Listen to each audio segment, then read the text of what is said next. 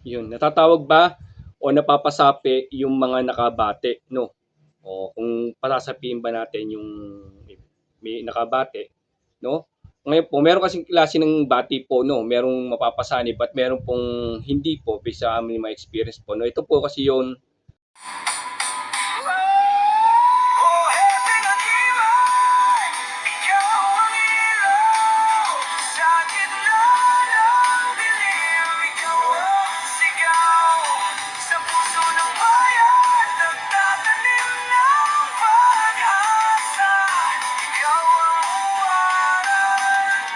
walang katulad. mawagpalang araw sa inyong lahat. God bless at more blessing po sa inyo, no? Yung, lagi ko sinasabi po, marami lumalabas ngayon ng mali-mali po sa mga aklat. Kaya doon po tayo sa legit kumuha. Sa legit po, nakuha na po talaga si Anthony Islatico Valderrama. Siya na may-ari po ng Rex Book Al. Yun, yun po. Sa katanungan ni Kuya about sa napapasapi ba yung mga nakabate, no? Ito yung kanyang katanungan. Yun. Based sa mga experience po natin, no, ito po ay sa mga experience po natin na gamutan, no. Depende po yung iba kasi merong maaring iba sa akin, no. Pero sa experience ko kasi, yung pababanggit ko kasi po doon ito ko nagtanong sa akin, based po sa mga experience ko po, no. Ngayon, may klase kasi ng bati na tinatawag, no. May tinatawag na bati as nabales. O, bati din yun. Ang tawag din kasi sa mga na-elemento ng mga matatanda kasi nabati ka ng elemento. Okay.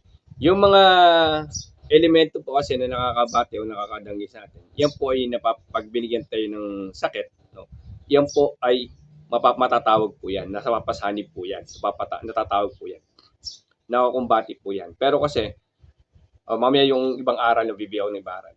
Sa ano naman po, sa mga nabalis po kasi, sa experience po kasi namin, is hindi kami nagpapasanib ng may bate. Usually, yung bati na bales ng tao, hindi po kami nagpapasanib ng ganon.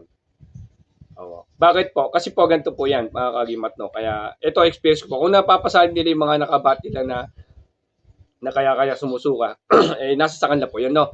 Kung may aral po silang ganun, no? Respeto po natin. Pero kasi, sa pamamaraan kasi ng aral ng Team Happy Agimat, mga kagimat, itong kasi mga nabalis dyan, tsaka mga elemento na bati na yan, madali lang po kasi yan baklasin. Kaya po, hindi po kami para magpakahirap pa, para tawagin pa sila, para pasanib sila at makipagkumbatin pa sila at marami pang usap-usap. Kasi po yan, yung mga tinuro pong pambaklas po kasi, kung gagamitin nyo po yung madali po, baklas na agad naman sila. Lalo yung mga elemento na nakabati ng ganun lang, nadanggi nyo din, ay madali po yung kausap. Ang pinapasanib lang po ng Team Happy Agimat ngayon, yung mga may kukuha na ng buhay ng tao. So, napaliwanag ko na rin naman to, no? Sa ibang nagpapano ng ganun, pasabi, okay lang po wala kang problema kasi yun ang way ng gusto nilang gamutan. Pero sa aral kasi kung dadami experience, sabi natin experience o lawak ng pag-unawa natin sa mga gamutan din, is maano nyo kasi yung balis ng tao kasi na sumusuka ka, nagtatay ka dahil sa balis ng tao, ng mga gutom na tao na mahilig malakas makabati, kung tawagin natin, ay hindi na po para pasanibin yan. Ba't nyo papahihirapan yung sarili kung gano'n kasimple yan pala na pwede naman pandasalan na lang natin ng ganito. Saglit lang pala. Di ba po? Saglit lamang. Wala na kayong usap-usap. Tanggal na po yung sakit.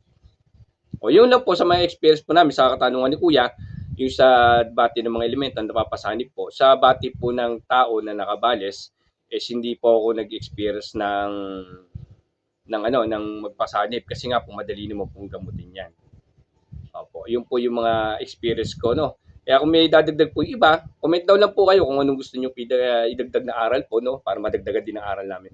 Pero through my experience po kasi sa tagal din naman natin sa spiritual, yung mga nabalis po hindi na namin pinapasanib. Kung napasanib ng iba, okay lang po yan. No? Pero syempre, ang sa amin kasi hindi na namin para patagalin po makipag-usap pa dyan. Yung mga nakabate elemento, hindi na rin namin para papasukin yan o pasanibin yan, kumbatihin yan. Kasi tatagal pa po usap eh. Meron pang sa unang pasok kasi niyan, minsan matapang pa yan pag nasaktan niya, paglaban-laban pa ganun yan, matagal pa po. Pero yung pag binaklas niyo po kasi yan, hindi na po para bumalik yan. Opo. Ang nabalik lang po kalimitan, yung may pakay po. Opo. Yun po, ganun lang po, no? Sana po nasagot natin yung katanungan ni Kuya, no? Yung mga may idagdag na kaalaman, comment down lang kayo. Yung mga ayaw po sa amin, against sa amin, skip lang po kayo, para hindi kayo negatibo, ayaw yun na pinapanood nyo pa. Tsaka po yung mga may ibang katanungan, comment down lang kayo. Sa abutan kaya natin, sasagutin po natin. Hindi lang po yung mga up to 1 week bago natin ma-upload yan. Kasi nga po, nakapila po, lahat po natin sinasagot ang katanungan. Yung kaya po lang natin, no? Yung hindi po kaya, sinasabi ko, hindi po natin kaya po at hindi natin alam. Maraming salamat po. God bless inyo lahat.